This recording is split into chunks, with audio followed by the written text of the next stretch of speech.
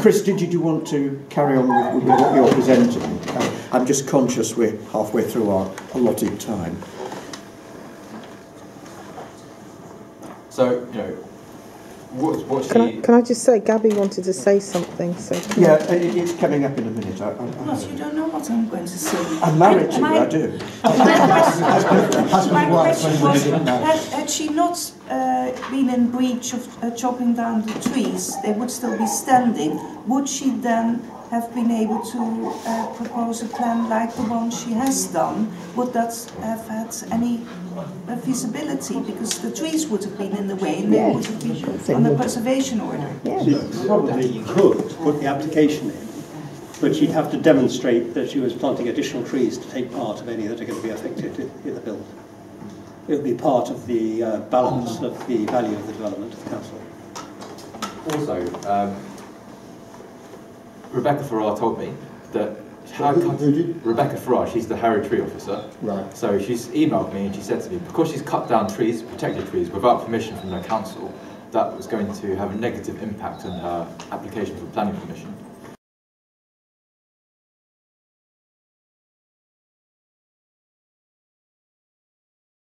Yeah, there'll be, I think they plan for 10 bins on the boundary fence with our property, but I think they're going to have nine flats. So if we have 3 bins for each flat at the moment, I think Raymond told me he's going to bring in a new. Yeah, it's going up to 4 bins. Yes, going up to 4 with the food waste. Yeah. That's 36 bins. 36 bins.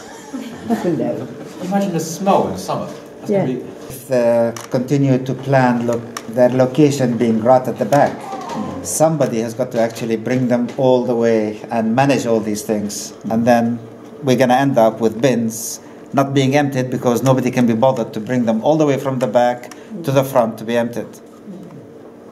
And eventually.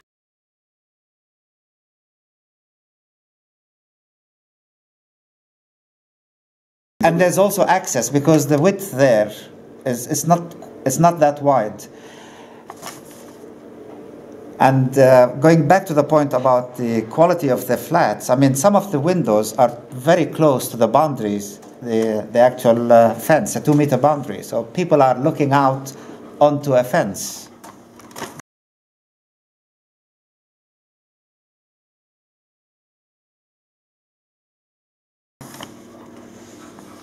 With a new extension on the side next to our house, they have added another floor to the back, and also 2 more windows. Although smaller windows that are smoked, obscured, but still is overlooking to our properties, into our kitchen and to our living room. So is that a point that we can raise against? It is indeed. It's on this criteria consideration. That would also overlook our property as well. We're at number 6, which is the other side of yeah, she's going to stand wall. yeah, because it's a pretty horrible wall facing us all. It is.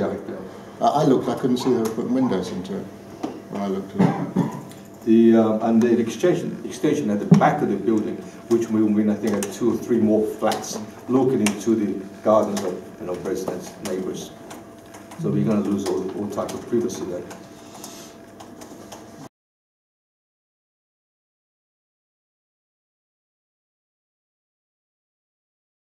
Like this thing is happening. How come the council hasn't approached any of us?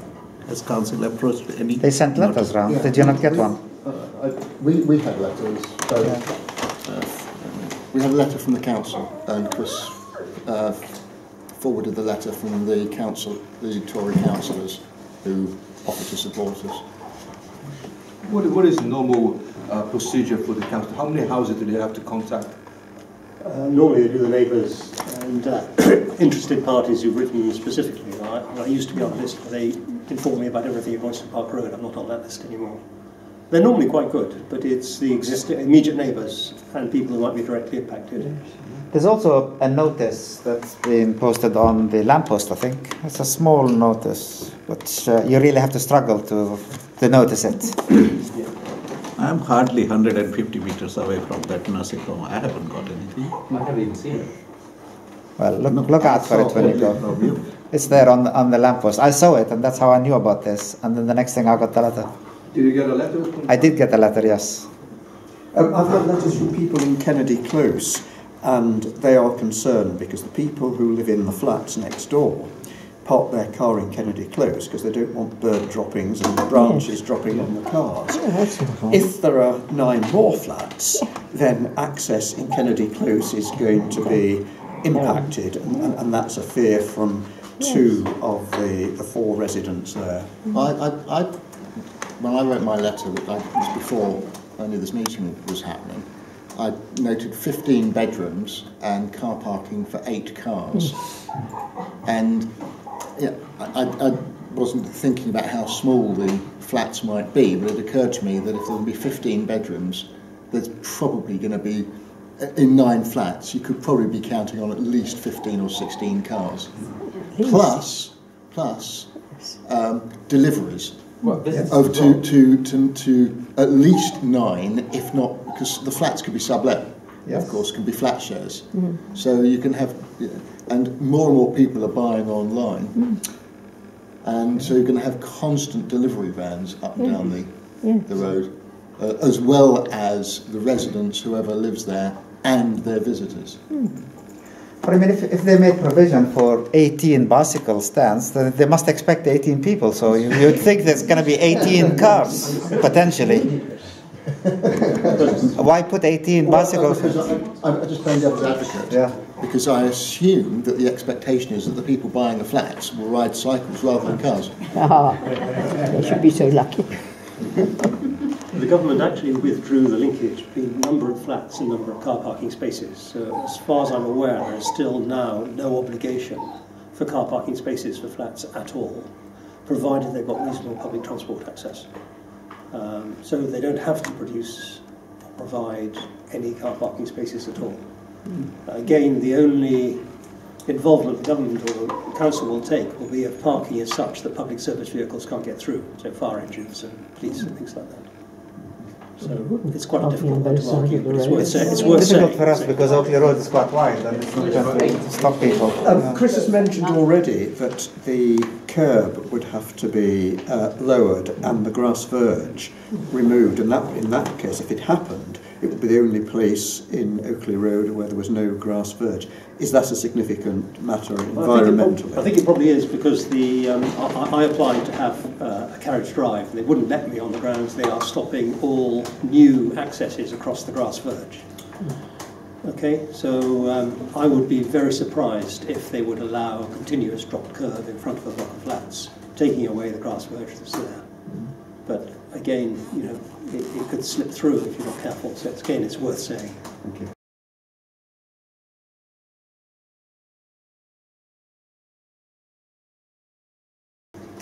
Tree on there, so they can't have a drop curve all the way across.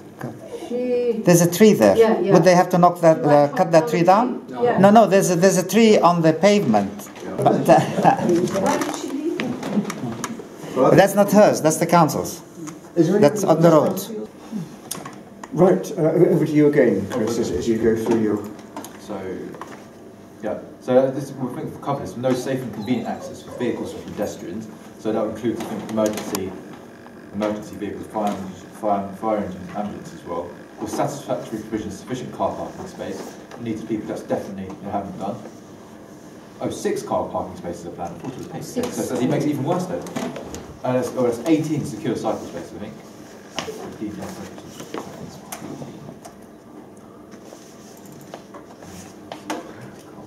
I think it's 8 actually. Yeah, It's 8, not 6. It's Achieving a high standard of development. So this, in effect, the summary is that you need to produce accommodation which is going to be comfortable and high quality for the people who are going to live there. Having looked at the plan, Raven's looked at the plans, and he's being a structural engineer by profession.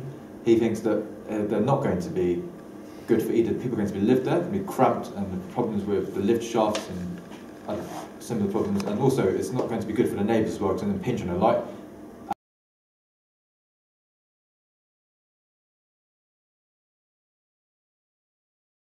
My letter, I was trying to think of the arguments against what I was saying.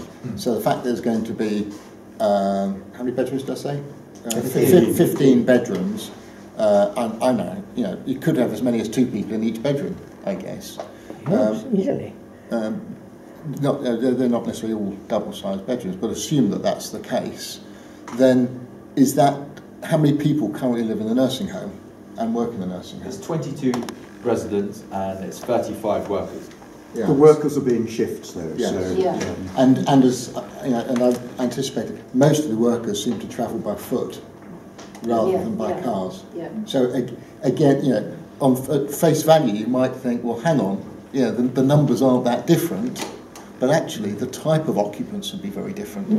And I doubt many of the current occupants get loads of deliveries by courier. Whereas I think it's fair to assume that most of any new residents would get those deliveries by courier. So there'd be far more traffic in the road, even for people who never come down our road, Tricia.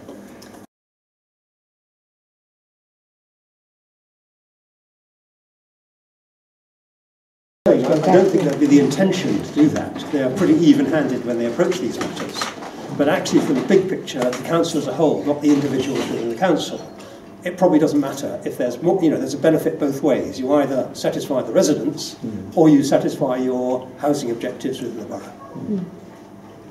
So they'll be fairly even-handed, and there'll be, I think, an even-handed report that comes out of it. But quite how it's done and the weight of emotion that goes into it at the planning meeting, you depend very much on your local councillors to present the case well, supported by what we all say ourselves. Chris, did you want to carry on with what you're presenting? I'm just conscious we're halfway through our allotted time.